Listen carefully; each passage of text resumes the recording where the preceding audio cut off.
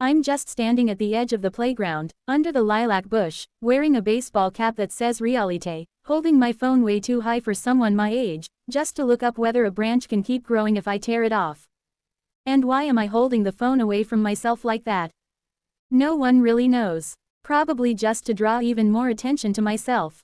I really shouldn't have turned around that much, but what can I do?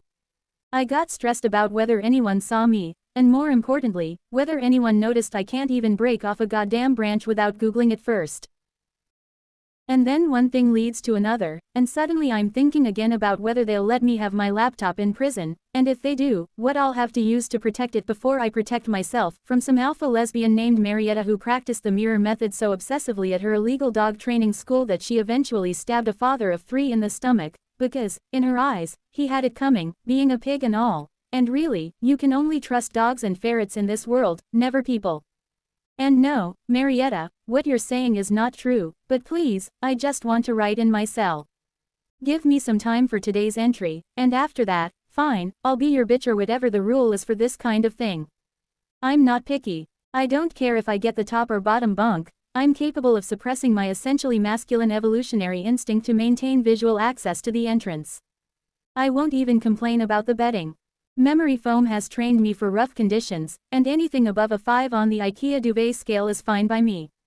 But if I'm your bitch, Marietta, I assume you'll be lying next to me at night, warming me with your body, and in that case we'll only keep the blanket between our legs anyway. But, I'm the one who gets to drape my leg over you, not the other way around, because if another body puts weight on my lower half, I get a panic attack. Hugging is fine, though. Actually, we should talk about this. Hugging means something. We don't know each other well enough for you to hug me just for comfort, like we've been together for years. This is the stage where we assess each other's intentions for the future. If, tonight, our first night in prison, you subconsciously wrap your arms around me in your sleep, I'll take that as a sign that you're genuinely into me. But if you turn away and leave a big gap between us, I don't know. How wide are these prison beds, anyway?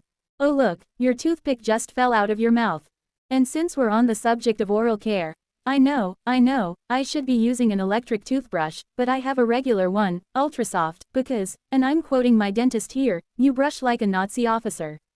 So to protect my enamel, I have to buy a brush that looks good and costs an absurd amount of money. And please don't scold me for brushing my teeth for only 15 seconds. I'm so bored, I can't stand there any longer brushing. I'm sure there's something you hate too. Your eyebrow piercing didn't get infected today, from the looks of it. So yeah, and by the way, my teeth are perfect, never had a single problem. Mari, I think we should come up with nicknames for each other, it would be useful. Just know that today, thanks to criminal law, you've been assigned a bitch who doesn't have a single cavity. Okay, well, the dentist did warn me I should come back by summer because something's developing, but then life happened, and there I was, under the lilac bush, blah blah blah, you know the rest. Ah, but whatever, we'll have so much time to tell each other everything. Judging by typical bureaucratic speed, they're not letting me out anytime soon, so we'll really warm up to each other. Not a lesbian joke, I'd never label you like that. Let's just say we're both fluid, so we won't get confused if one of us suddenly decides to stop using hair gel. By the way, how does one trade for hair gel? With food. It's amazing how many snacks you had lying around. Oh, and one more thing, Mari, how do I highlight the consequences of my untreated type 2 diabetes in a way that makes them sound serious enough for them to consider it when planning my meals? I mean, I won't die if I eat potatoes every day, but I'll get bloated, and my skin will look awful, you get it.